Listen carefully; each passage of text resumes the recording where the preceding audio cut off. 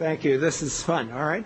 So I didn't know TOEFL could get you through American graduate school, but it's TOEFL, Test of English as a Foreign Language. Okay. Now, I think there's actually more of a difference between Rod and me than he thinks. He says in his paper that, quote, the system will break down in years, not decades. He uses the word collapse. He uses the word fracture fatally. My question then is I have several disagreements with that. How can we envision that happening? I mean, as he said, stuff happens, but can we actually envision with our analytical brain how this thing is going to happen, or just say Martians will land and something unexpected will happen? And it seems to me there are two things that under the current circumstances I just do not envision. One is the spark starting the prairie fire. That's a very key point between Rod and me, that some peasant uprising, some event, some shooting, something will cause a nationwide conflagration. It's precisely this that the whole repression system is geared to prevent. And if we look closely at it, as through the eyes of human rights in China, for example, unfortunately that system is extremely effective at preventing it. I don't have time to go into all the whys and wherefores, but you can look on the CECC website, for example, Congressional Executive Commission on China. They're good at that. They know how to do it. And it wouldn't be the PLA next time, or it isn't now. It's the People's Armed Police, a large specialized force. The other thing you would have to have for the system to fracture fatally is this leadership crisis. I don't think I actually said they had solved the succession problem in the sense in which Rod indicated, as if for all time. I don't think that's true. But I will say that compared to the struggles of the Mao years that Rod alludes to, the system is extremely different. They now cultivate leaders like Hu Jintao. In fact, all the current members of the Politburo through a 20 or more year course, professional career course that they go around through the party and are looked at.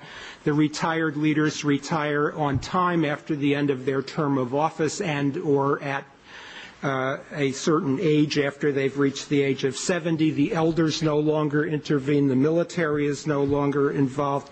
And the decisions are made by the collective group. Now, behind the scenes in the midnight hour, whether that collective group engages in log rolling and various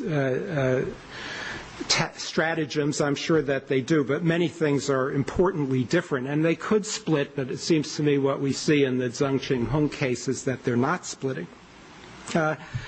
That's my first point. And finally, under this first point, I'd like to say that the main arguments Rod makes, the bankruptcy of the ideology and so forth, what happened in the Cultural Revolution, are factors that have been there for the past 30 years, but they have not caused a split of the regime.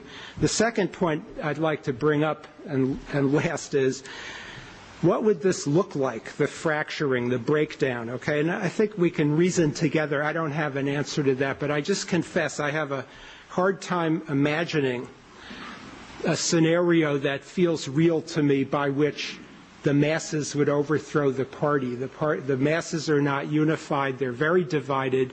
They're shut up in their villages. They're shut up in their communities. The broad middle class of hundreds of millions doesn't want to see the peasants and other unfortunates overthrowing the party, and they don't have means of communication to coordinate. Whenever anybody tries to set those up, as did Falun Gong, that organization gets completely wiped out.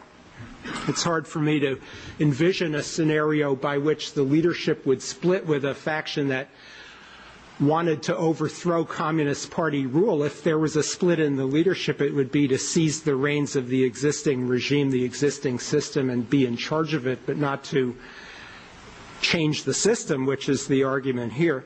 And it's hard. In Min Shin's book, he has another scenario. His scenarios are rather short, which frustrated me when I reviewed the book. But he says the party the system may devolve into a series of local systems where different experiments would be tried. I can't see either the party as an organization or the military as an organization allowing that to happen, partly because of the damage it would do to China's security situation.